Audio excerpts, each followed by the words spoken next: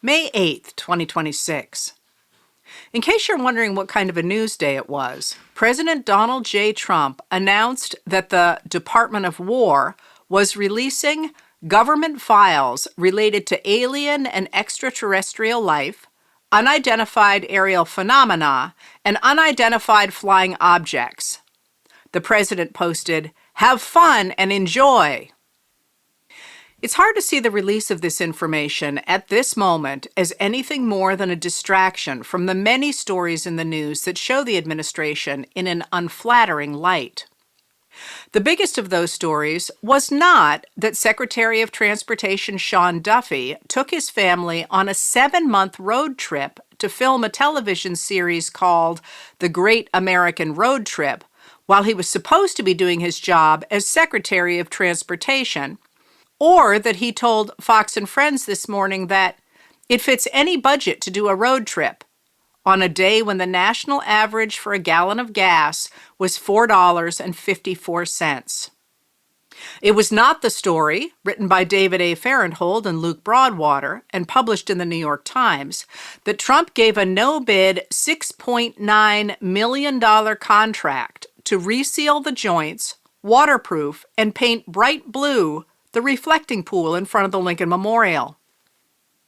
Such contracts are supposed to be reviewed and put out for bids, but Trump ignored the review process and used an exemption designed to prevent serious injury, financial or other, to the government, to award a no-bid contract to Atlantic Industrial Coatings, which has never before won a federal contract, but which had worked at one of his golf clubs, because he wanted the work done before the 250th anniversary of the Declaration of Independence on July 4th, 2026.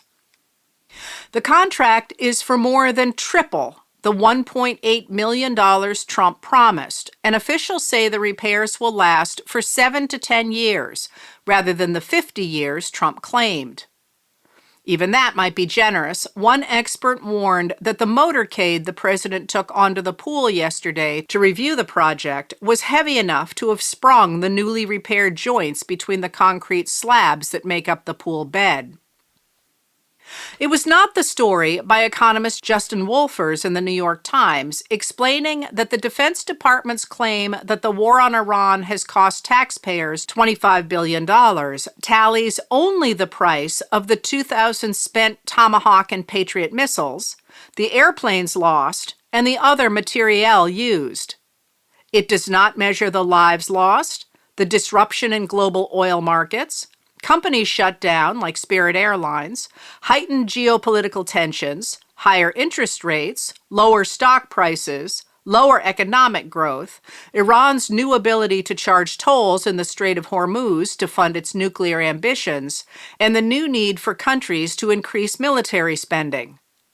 Wolfers notes that the Iraq war cost about $3 trillion and estimates the Iran war will cost hundreds of billions of dollars and very possibly trillions. In any case, Jonathan Lemire of The Atlantic reported today that Trump is bored with the war and wants to move on. 5 of Trump's aides and advisors told Lemire that Trump is convinced he can sell any agreement as a win, but so far Iran is unwilling to bail Trump out of the war he started. It was not the story in the Washington Post by Brianna Sachs and Kevin Crow, reporting that under Trump, the Federal Emergency Management Agency, or FEMA, which helps people prepare for, respond to, and recover from disasters, has been denying aid to states that have Democratic-led governments while speeding it to Republican-dominated states. It was not the story by Mark Olalde of ProPublica, reporting that the Trump administration has granted a 2-year pause on compliance with the Clean Air Act to more than 180 facilities, like coal power plants and medical sterilizers, that are polluting in 38 states and Puerto Rico. The administration sidelined the Environmental Protection Agency, or EPA, by using a presidential exemption that can be tapped if the technology to implement the standard is not available and it is in the national security interests of the United States to do so. This authority has never been used before, and other utilities say they are using the pollution controls the administration claims don't exist. Trump has also invoked the national security justification for the pauses, claiming that the U.S. is in a national energy emergency out of concern that emerging industries, like AI and the data centers on which AI relies, will not be able to get the huge amounts of energy they need. White House spokesperson Taylor Rogers told Olalde, the president has provided regulatory relief from certain burdensome Clean Air Act requirements due to national security concerns that critical industries would no longer be able to operate under such stringent standards. Democratic Senators Sheldon Whitehouse of Rhode Island and Adam Schiff of California have introduced a bill requiring the president to get Congress's approval for such pauses in the future. Whitehouse noted that Trump's exemptions show a willingness to abuse every loophole available to pollute for free, damn the health consequences for Americans. It was not the story that the Court of International Trade in New York found Trump's 10% global tariffs, imposed after the Supreme Court declared his Liberation Day tariffs of April 2025 unconstitutional, to be illegal. Trump is expected to appeal. Yesterday, he threatened to impose much higher tariffs on the European Union if it does not approve a trade agreement with the U.S. by July 4th. The biggest story of the day was not even the dedication of the 22-foot gold statue of Trump installed at his golf course in Miami. Martha McHardy of the Daily Beast reported that a group of crypto investors paid for the $450,000 statue as part of a promotional push for their new meme coin. No, the biggest story of the day was that after voters in Virginia turned out in record numbers to approve a new temporary congressional district map on April 21st to garner 4 more seats for Democrats, the Virginia State Supreme Court struck down the referendum. Virginia voters had agreed to the change in order to counter gerrymandering imposed by Republican legislators in Texas, Ohio, Tennessee, Missouri, North Carolina, and Florida that is expected to gain them an additional 14 seats across the country. Following last week's Louisiana v. Calais Supreme Court decision, Republicans are hoping to change the lines in Louisiana, Alabama, and South Carolina to take 4 more. So far, voters in California have agreed to a temporary redistricting of California to pick up 4 Democratic seats there. The court split on partisan lines, saying the process of passing the referendum violated the state's constitution.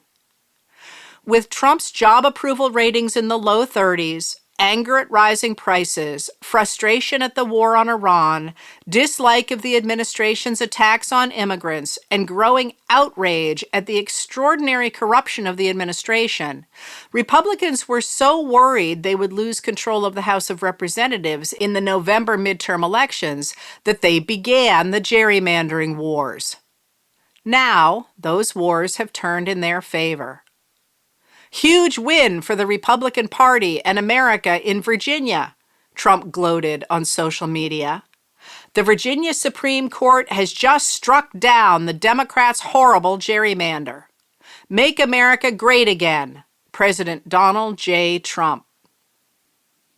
In the end, the U.F.O. files' red herring from today's news dump didn't appear to work. Former Representative Marjorie Taylor Greene, a Republican of Georgia, called the U.F.O. files a distraction from the Iran war and said, unless they roll out live aliens and test demo UFOs, or actually admit what we know this really is, then I have way better things to do on this Friday.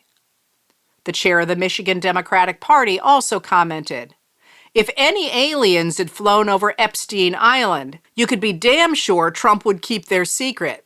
Whether aliens are out there or not, I'm more concerned about the American people here on Earth struggling to pay for food and rent.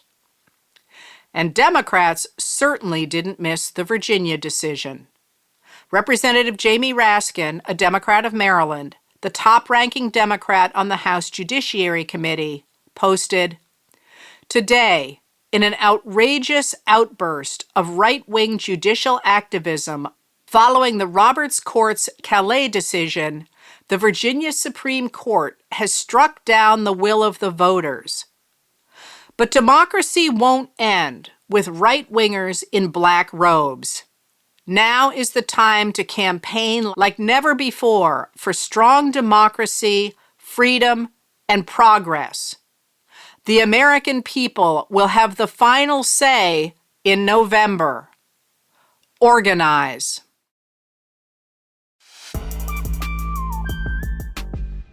Letters from an American was written and read by Heather Cox Richardson. It was produced at Soundscape Productions, recorded with music composed by Michael Moss.